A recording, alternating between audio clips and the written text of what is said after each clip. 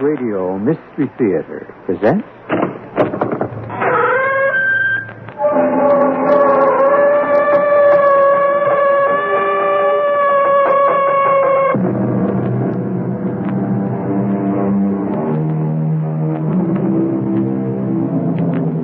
Come in.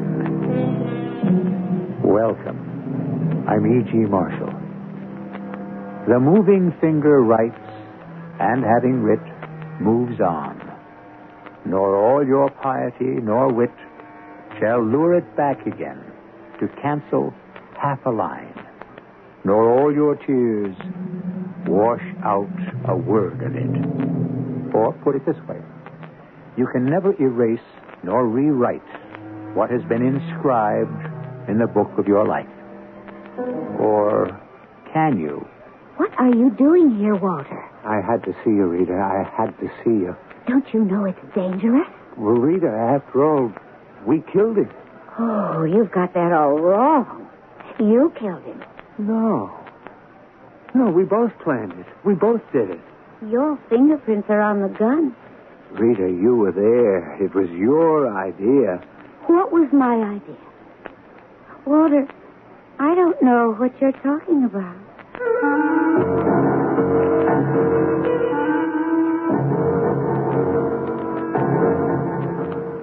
Our mystery drama, The Gift, was written especially for the Mystery Theater by Sam Dan and stars Robert Dryden. It is sponsored in part by Buick Motor Division and True Value Hardware Stores.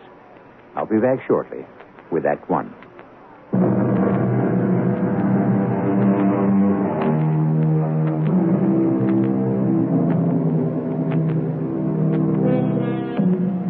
We have laws against it, both man-made and divine.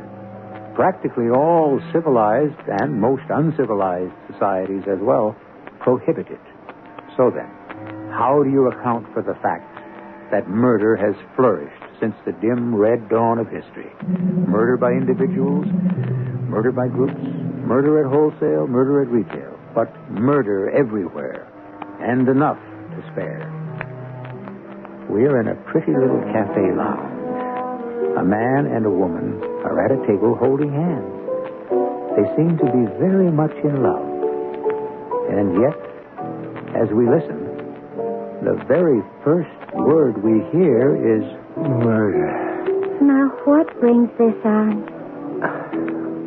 We plan to do it, don't we? Of course, darling. But we don't have to talk about it. What do you mean we don't have to talk about it? Well, what I mean is, we don't have to talk about it anymore. Rita. Everything we have to say has already been discussed. It only remains to be done. Yeah. Well, maybe...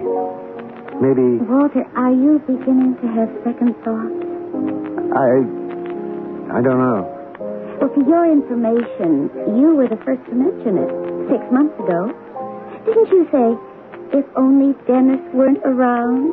Well, yes, but that didn't mean... What did it mean? You have a way of turning... I have a way of cutting through the nonsense, of cracking the shell to get at the meat. Well, do you want to call it off? Do you? Walter, the time has come for you to take a stand and to stay there. Suppose we get caught. We're going through all that again. Oh, it's something to think about. It was something to think about. It was one of a great many problems and dangers, but we considered each one of them, arrived at a decision, and put them all behind us. Yes. Well, there's no guarantee we'll get away with it. Does it have to be done today? Will it be easier tomorrow? Oh, I guess you're right. No. We're right. This is being done by the two of us. Yes. It's 5 o'clock. Time to go. I don't see the waitress around. We'll have to wait. Just leave a $10 bill on the table. That'll more than cover it. Rita. I'm leaving now, Walter. With you or without you?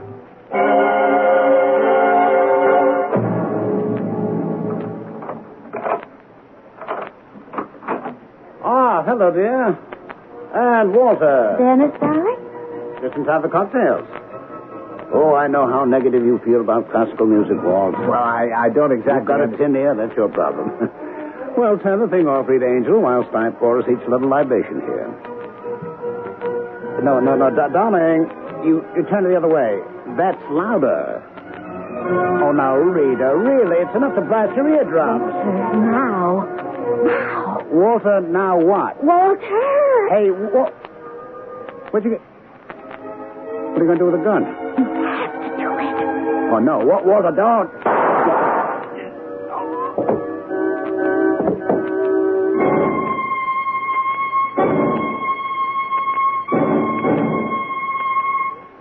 I'm sorry, Mrs. Holland. I'm all right. Now, in your own words, can you tell us what happened? Well, Lieutenant Savage, I've already described... I know, Mr. Powers, but another eyewitness report of the same event usually adds some detail that we... I don't mind, Lieutenant. I want to help as much as I can. Thank you. As Walter, Mr. Powers said, we came into the apartment at... Well, it must have been about 5:15. Mm-hmm. Dennis was listening to his music in the study. I'd recently bought a painting, a Faraday landscape. Have you ever heard of him? Yes, Mrs. Holland. Then you know. I had it hung in the living room. Walter hadn't seen it yet, so he and I went inside and... Yes, Mrs. Holland? You know how you can get lost in a Faraday landscape. So, we must have been looking at it for all of 10 minutes. Then we went back to the study and Would you care for a drink of water, Mrs. Holland? No, we saw Dennis lying on the floor. He was very still, and you could see that dark stain of blood on his shirt over his heart. You knew, you could tell that he was... And, what else did you see? What else did I see? Oh, not very much. Nothing, I'm afraid. Well, did you notice that the, what did you call it, Mr. Powers? The Tacitor collection, Lieutenant. That's it, the Tacitor collection. Did you notice that it was gone? I'm afraid the only thing I really saw was my husband, lying dead. I tried to close my eyes against it, Lieutenant. Now, as I understand it, your husband had these coins called the Tacitor collection. Yes. They were 12 English gold sovereigns minted in 1662 by King Charles II to honor one of his friends, Lord Tacitor. Uh-huh. And what was this collection worth? Oh, it had been insured for $100,000. And your husband wanted to sell it? Yes. Why? Dennis was a mercurial person, filled with sudden whims, subject to unpredictable moods. He was always buying and selling, changing his mind. It was all part of his charm. And where was the collection usually kept? In a vault. Then how was it he had these valuable coins in the house? The word was out. You know, among collectors and in the trade. People were coming to look. Well, isn't it usual to sell these things at auction? To turn them over to a dealer? Dennis did things his own way. He wanted to be sure that the buyer would be someone who could appreciate the meaning of the collection. Then Dennis was home all day. Yes. He was expecting buyers. At about 3, I went out for a walk, and I ran into Mr. Powers here. We stopped for a drink and then decided to go home, pick up Dennis for dinner, the theater. You came home. Now, you remember seeing the collection on his desk? Yes, I'm sure I did. It would have to be there, because if he'd already sold it, he'd have said so. Now, you went into the other room to look at the painting, and you were there for 10 minutes. Now, during these 10 minutes, someone came in. How would that person enter? The only way is through the front door. Well, he'd have to ring a bell. The door locks automatically, and there's no sign of forced entry. You didn't hear a bell? No. Well, you see, he had his music going. It was very loud. And this same someone then shoots your husband. You didn't hear a shot? No. And you didn't either, Mr. Powers? No. As she said, the music was going full blast in the next room. Well, thank you, Mrs. Holland. Is that all? Yes, that's all. Lieutenant Savage. Dennis Holland was my closest friend. He was also a fine human being. His murderer must not go unpunished. We'll do what we can. Tom, Eddie, got your pictures? You ready? All right, let's leave. Oh, goodbye, Mrs. Holland, Mr. Powers. Oh, don't bother. We can let ourselves out.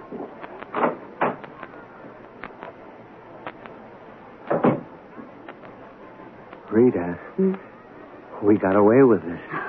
This detective bought the story. I could tell he bought the story. Because we made it easy for him. A simple story. No frills. He had the coins on the desk. We were in the next room. Someone comes in to buy, kills him. He's got the music going. We don't hear a thing. We come back. It's all over. Beautiful. And do you want to know why? It's a good story because it's built on a platform of facts. Each one can be readily verified. First, Dennis did own the Tacitor collection. Second, he did want to sell it. He'd taken out ads. Third, he did bring it home from the vault. The clerk would remember. Fourth, people were coming in and out all day. Fifth, I said we went into the living room to look at a new Faraday painting. Oh, there is a new Faraday painting. Sixth, we said we couldn't hear anything because the music was so loud. Oh, the neighbors will be glad to tell the police how constantly they complained about that loud music. Wait a minute. What? Wait. Good Lord. What is it? Should we be talking like this? Like what? Should we be saying what we're saying? It just occurs to me there were 2 or 3 detectives poking about the place while Lieutenant Savage was talking to us. What were they doing? Well, they were taking pictures, looking for fingerprints and, well, anything that might serve as a clue. That's what they'd like us to think they were doing. How do you know they weren't planting secret microphones? Whatever for? To record this very conversation. Oh, well, if they did it, they did it. Then you admit they did it. Oh, come on, Walter. It's so far-fetched. Is anything far-fetched today? Look, a man is murdered. The police automatically suspect his wife and his friend. Not when there's a $100,000 robbery. The robbery story is our story. Now, look, we have a lot to do. First, hide the gun and the coins up on the farm. Second, like a true and loyal friend, make the funeral arrangements, will you? But before you do that, take me home to my mother's, and then you can return to your place, and I'll call you.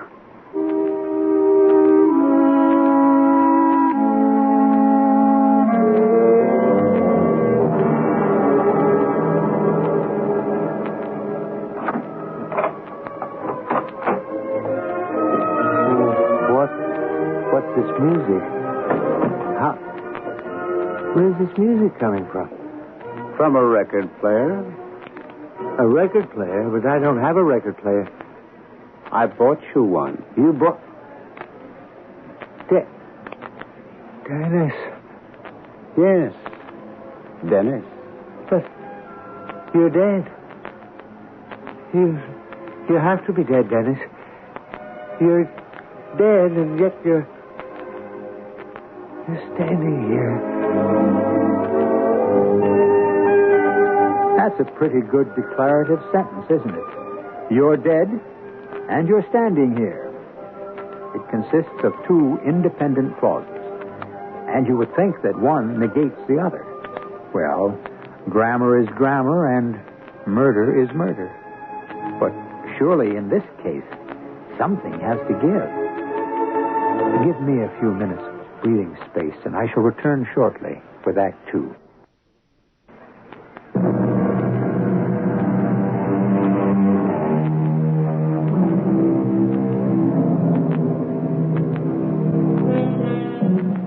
The basic drawback of being dead is that it lasts forever. This bit of wisdom was uttered by an anonymous character in a forgotten novel by a completely undistinguished writer named P. Presley McClellan. However, it does seem to have captured what was always considered a fundamental human truth. Are we about to discover a new vision? At 5:15 p.m., Mr. Walter Powers shoots and kills his best friend, Mr. Dennis Holland. At 9 p.m. that same evening, Mr. Walter Powers returns to his apartment, and who is sitting there listening to a Beethoven symphony? Why, Mr. Dennis Holland. Dennis, you... I'm here. Start with that. You're dead. Well, who knows that better than you, Walter? You killed me. But you're here. Obviously. But you can't be here. If I killed you... Unless you're imagining it? Yes. Yes, that's it. It's all in my imagination. If it's your imagination, how do you account for the music? I can't account for it. Turn the damn thing off. If you say so, Walter. But still, you must account for it. You know you don't own a record player. Did you subconsciously go out and buy one? Why would I buy one? Because you're now in the hands of your conscience. Remorse. What I did, I would do again. It's just that I have to expect a few bad moments. I think I see you. But you do see me. I'm here. The record player proves it. If I'm just a creature of your guilty imagination, then how do you account for the player? And maybe you needed it to help the illusion, eh? But the fact is, it's here. How did it get here? Well, I must have gone out and bought it myself. When? You spent the afternoon with Rita. You killed me at exactly 14 minutes after 5. You were at the apartment with the police and one thing or another till 8. Then you had to take Rita to her mother's, and here you are at 9 o'clock, with every minute accounted for. Yeah, but still, No, Walter. The record player is here because I brought it. And I brought it as a gift. A gift? I owe you a present. For what? For killing me. What are you saying? If you hadn't done it, I'd have had to do it myself. And I just wouldn't be able to summon the courage. So, let me begin by thanking you. Yeah, I don't understand. I was very sick, Walter. The doctor said I'd be lucky to live a year. Oh, I didn't know. Well, I just found out. Lucky to have a year. And then he said in a few weeks there might be some very intense pain. Then you would have died. Yes, I would have died anyway. But in terrible agony. That's one reason I thank you. One reason? Well, the other is I'm broke. You were broke? Busted, cleaned out, washed up. Why do you think I was selling the Tacitus collection? I don't know. I thought you were bored with it. Oh, never. It had to go to meet my debts. In about 4 or 5 months, the truth about my financial juggling would come out. I'd be disgraced. And there I'd be, deathly ill, stone broke, and under indictment. You saved me from that, Walter. I thank you. That's what I came back to tell you. But the dead cannot come back. You know, I used to think that myself. But the dead do come back all the time. It's just that so many of the living are too blind, too insensitive to see them, to feel them, to hear them. I hear you. I see you so clearly. But it has to be my imagination. I'll turn this on. Listen. That's not your imagination. I want you to develop a taste for it, Walter. You'll thank me. What's going to happen? I'll go back where I belong. Where you belong? No, I don't belong here. I just have some unfinished business, that's all. Unfinished business? I have to take care of you. Me? You're my best friend. Look at what you did for me. But I murdered you. I murdered you in cold blood. You had that look in your eyes just before I pulled the trigger. Do you think I'll ever forget that look? Oh, you were always so melodramatic, Walter. As I fired, there was a brilliant flash. Oh, you're telling me. I thought I'd go blind. For a second, your eyes became very bright, and then they started to become darker and darker as the light in them flickered and slowly faded. Then all the light went out of them. I was dead, yes. That's exactly what it feels like. All the light goes out of you, and you're lost in a dark void. I'm sorry, Dennis. Oh, you're not to blame. She put you up to it. I know she did. She knows how to drive a man wild. Well, she'll grow tired of you. And after a while, you'll sense it in her eyes. Her restless eyes. Already, she's planning for your successor. Now, wait a minute, Dennis. Unconsciously. After all, she hasn't even met him yet. But she will. One day. And then she'll be prepared. What are you driving at? What did you do with the gun and the coins? I hid them. Why didn't you destroy them? Because she said to hide them. Hide them? Hide them where? Up at the farm. What for? So she can have that gun handy in case she'll need it? Why would she need it? Well, she needed a gun for me, didn't she? Are you saying... Oh, she may not use it to shoot you. She'll bring that gun to the police. The police? Do you know what she'll say? Come on, Dennis, what can she say? She's in it up to her neck. Which is why she wants to get out. But what can she say? She is such a resourceful, inventive, creative woman. Can't you imagine what she could say? Think, Walter. Think.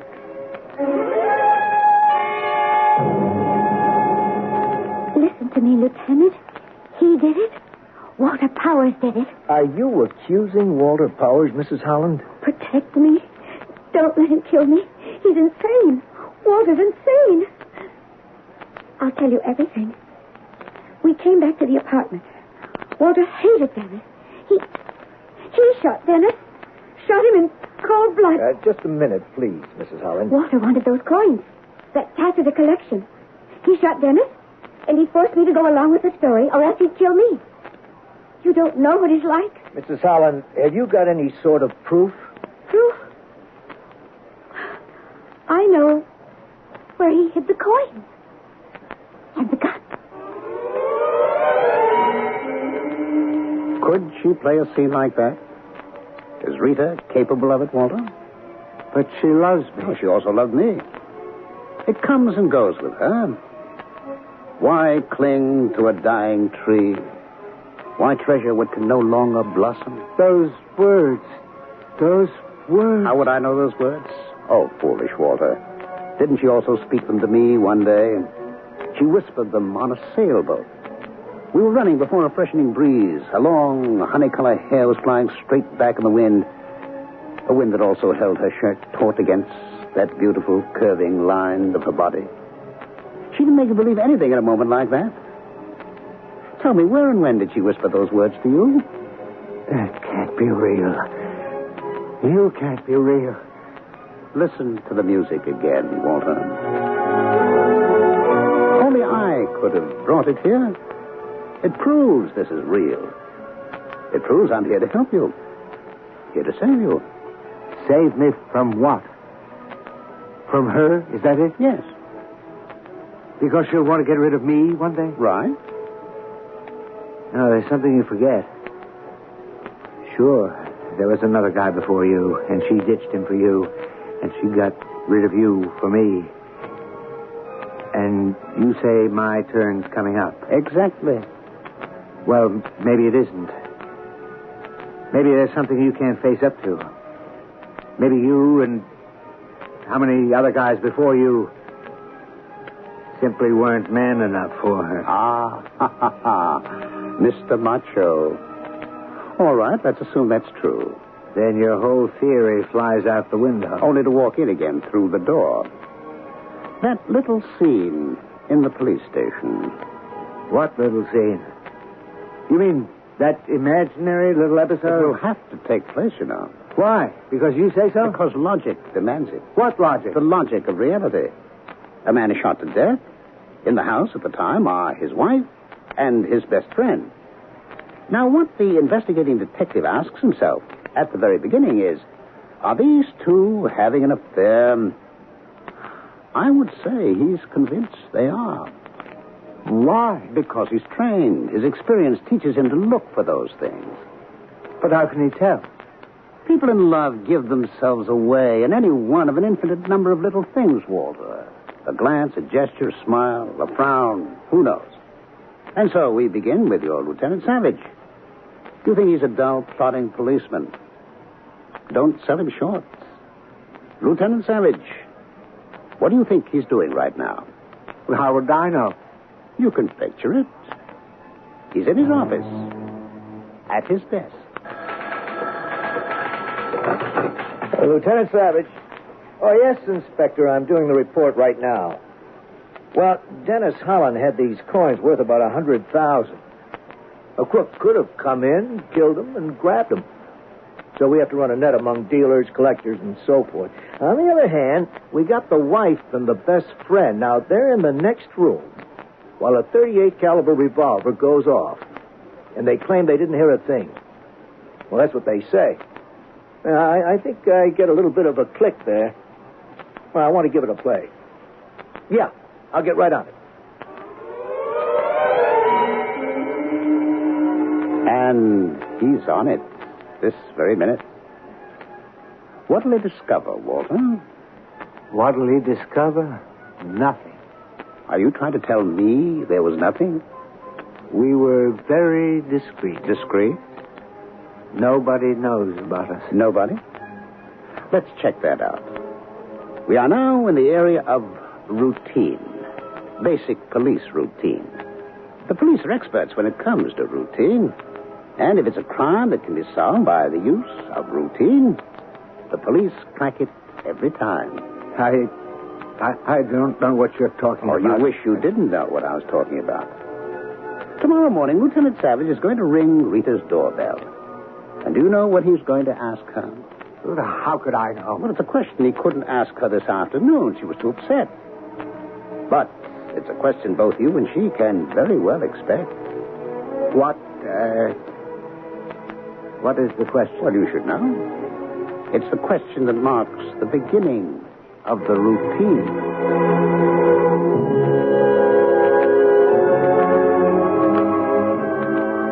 The beginning of the routine, the end of which leads to a lifetime in a cell or just a fleeting moment on a scaffold. Neither is a prospect which actually pleases. And what is this question that can give birth to all the woes and troubles that threaten to engulf Walter Powers? Not to mention Rita Holland. Well, we'll give birth to Act 3 shortly.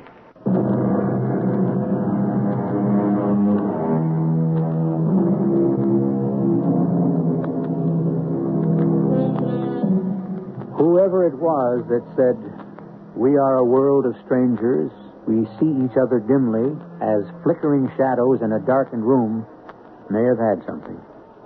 What do we really know about the next fellow? Walter Powers and Dennis Holland were lifelong friends. And yet, did Walter know he'd be doing Dennis a favor by killing him? What question is Lieutenant Savage going to ask? Can't you picture it? He will ring the bell. Rita will answer the door. He will apologize for disturbing her. He will say, I just have a few questions, Mrs. Holland. Yes? Now, you said you were at home with your husband till 3 o'clock yesterday afternoon. 3 o'clock. Yes, that's about right. And then you went out for a walk. Yes? And then you said, now I don't remember whether you said you met Mr. Powers or you ran into Mr. Powers. Oh, well, it wasn't a set appointment or anything. It's just that's the way it would happen every day. I see. Now, you said you went in for a drink. Oh, yes, we generally would. Where? Where do we go for a drink? Mm-hmm. Oh, well, that little place just off the square. Miletti's. I see. Miletti's. Mm-hmm. Thank you very much. Lieutenant. Yes, Mrs. Holland? Is that important? It's just routine. Routine. That's the first routine question. Now, Walter, what do you suppose will be the second? I don't know. Or where do you suppose he's going to ask it? Millettes, of course. Millettes. Millettes? You would sit at the piano bar, wouldn't you? Yes. And Jerry, the piano player, knew you, didn't he? Yes. What's he going to tell Lieutenant Savage? How would I know? Now you know. This is a murder case. Jerry is not about to lie to a cop. Jerry's going to tell Lieutenant Savage exactly what he saw. And you know what he saw. Well, Lieutenant, they'd come in most every afternoon for a happy hour, you know. What would they do? What would they do? Mm-hmm. Well, they'd have a couple of drinks and listen to me play the piano. I mean, what were they supposed to do, huh? Did they hold hands? Well, did you ever see them hold hands? Now, that's a direct question. Yeah. How often? Every time they were here alone? Well, I don't know. I don't count. But they did hold hands. Oh, yeah. But they don't have to mean anything. It could just be friendly. Did he ever put his arm around her? Yeah, he might have. Once or twice. Uh-huh. They ever kiss? Maybe. Once or twice. All right, Jerry. That's good enough. I'll let you off the hook. Now. Now. That's where the routine pauses, gathers momentum, and moves ahead. So, what do you suppose Lieutenant Savage is going to do now? He knows that you and Rita are having an affair. He has no proof. Oh, he knows it in his bones, Walter. He has the building blocks. All he has to do is put them in place. So, he's going to ask questions. Many questions of many people. Think of all the people who knew about or suspected that you and Rita were having an affair. Think in particular of Millicent Weber. Millicent? The name drains all the color from your face. And rightly so. Now, when in the course of his routine investigation, Lieutenant Savage talks to Millicent Weber, what do you suppose she's going to tell him? Would I love to be there to hear it? But you know perfectly well just exactly what she'll say. I would rather not discuss Walter Powers, Lieutenant. Mrs. Weber, this is a murder investigation. And what you want to know from me is, was there anything between Walter and Rita Holland? Yes, ma'am. Well, let me save us both some time. I read the story in the paper about poor Dennis's murder, how a robber shot him. I don't believe a word of it. You don't? No. And you don't either. Walter and Rita were having an affair. And you would testify to this in court? No. But only because my testimony would be prejudicial. You see, I have reason to detest Walter Powers. May I ask the reason? He was engaged to my youngest sister. He broke it off to run around with that married woman. Doris took it very hard. I tried to tell her she was better off out of it, but she was a very romantic child. She was at the beach last summer. There was an accident. She drowned. I think she did it deliberately. That's all I can tell you. Do you know of any way we could prove Rita Holland and Walter Powers were having an affair? No. Now, wait. Of course I do. The Riverview Motel. I wanted to expose him, so I had him shadowed. The detective reported that Walter and Rita had spent several nights there. I presented the evidence to Doris. Yes? That was the end of things between them. But it was also the beginning of the end of everything for Doris. The Riverview Motel. Thank you, Mrs. Weber. The Riverview Motel, Walter. That's what Millicent will tell him. And how many desk clerks, chambermaids, and cocktail waitresses will remember the two of you together there? What are you trying to convince me of? Well, that you are getting closer and closer to that little scene in the police station where she sells you down the river. You don't know how much she really loves me. She would never do that. Well, she may have no choice, Walter. The routine. It's become a juggernaut. It threatens to ride right over her. Now, Lieutenant Savage is going to go back to her. Now, Lieutenant Savage is armed. He's ready. And you can just picture what he's going to say to her. You're crazy. You mean you can't picture it, Walter? You mean he isn't going to ask her? Mrs. Holland, are you having an affair with Walter Powers? Am I... What? Shall I repeat the question? How dare you? You have no right to ask such an insulting, slanderous question. Mrs. Holland, if I were to go to the Riverview Motel... Riverview Motel? Would I find witnesses among the personnel who could testify that you and Mr. Powers engaged a room there quite often? Would I? Lieutenant, listen to me. He did it. Walter Powers. He did it. So you see, Walter, the scene. We are ready for the scene. You don't believe it? I don't believe any of this. I can't. I'm going crazy. I have this hallucination that you're here, that a dead man is talking to me, that a man I killed is here in this room talking to me. Oh, if only it were an hallucination. All of this is unreal. All of this is fear and phantom. All Rita and I must do is not lose our heads. She has to send you down the river, Walter. No. You're not real. All I have to do is shut you out of my mind. I'm real, Walter. It's a reality you can't understand. Yes. In this room, however, there is a reality that you can understand. It takes up room. You can stub your toe against it. You can touch it. Turn the switch on, you can hear it. The record player, Walter. I brought you the record player. You left the house at 3 this afternoon. It wasn't here, was it? No. Well, I keep telling you, I brought it as a gift so that you would believe me. But it's the finest you can buy, Walter, exactly like the one I have, or I had in my house. You see? Look at it. Listen to it. Only I could have brought it, yes? Yes. Place yourself in my hands. I'm the only one who can help you, really.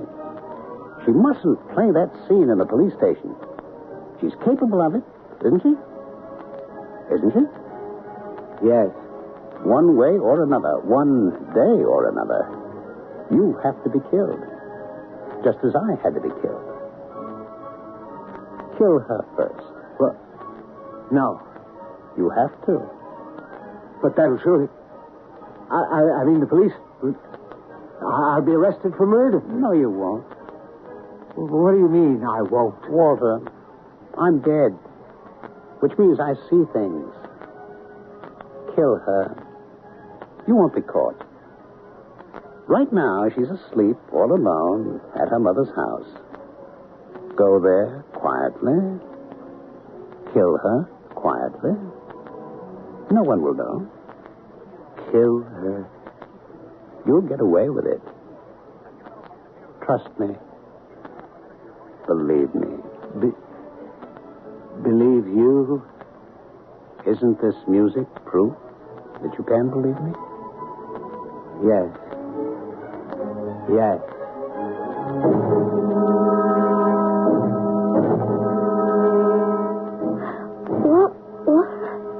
What are you doing here?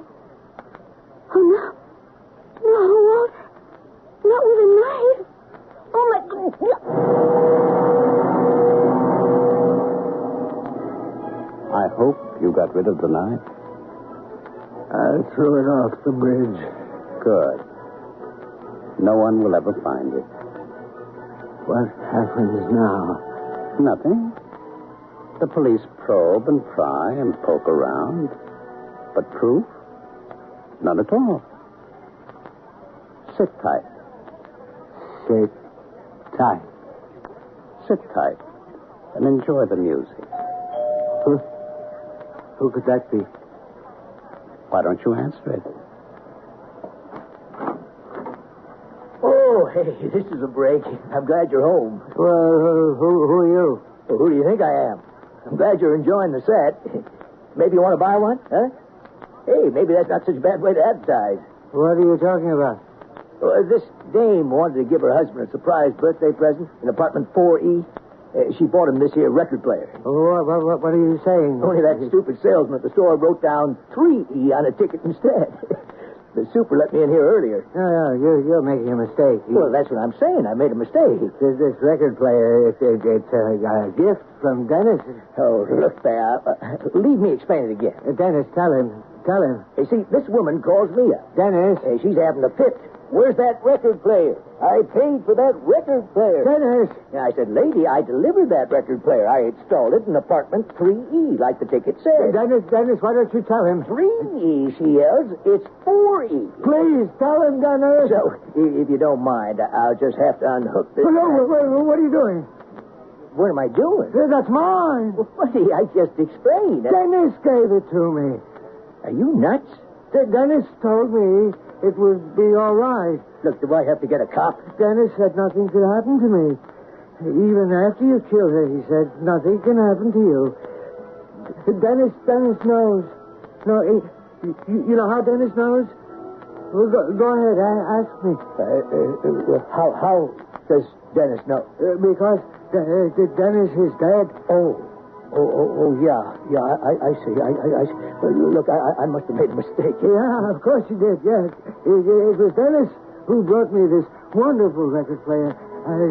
Oh, sure, of course he did, pal. Yeah, sure. Why don't you just, excuse me. Excuse me.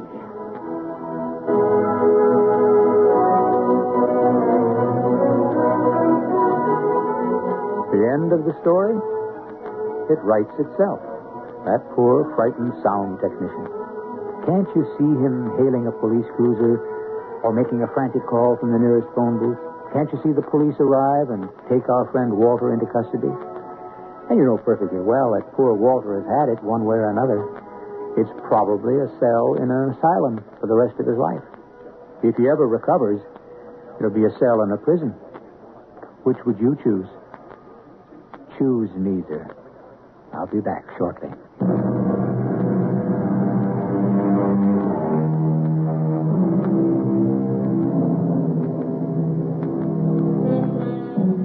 Can the dead, do the dead ever come back? Of course they do. All the time. They come back in what we do, in what we say, and even in what we are. They are gone from our sight. Their voices are still, and we see them and hear them so clearly sometimes. Who was it that said, to be remembered is to live forever? Our cast included Ralph Bell, Robert Dryden, Evie Juster, and Sam Gray. The entire production was under the direction of Hyman Brown. And now, a preview of our next tale. Prima donna, Imperial Opera of Warsaw, contralto, retired from the stage, living now in London. And now Your Majesty, as I understand, became entangled with this young person, wrote her some compromising letters, and is now anxious to get these letters back. Precisely so. Mm-hmm. But how did you... Was there a secret marriage? Oh, of course not. Legal papers? Certificates? None. Well, then I fail to follow, Your Majesty.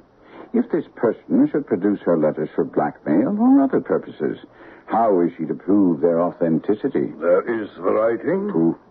Forgery. My private notepaper. Stolen. My own seal. Imitated. My photograph. Bought. We were both in the picture. Oh, dear. That is very bad. Your Majesty has indeed committed an indiscretion. Radio Mystery Theater was sponsored in part by X-Lax. This is E.G. Marshall inviting you to return to our Mystery Theater for another adventure in the macabre. Until next time, pleasant dreams.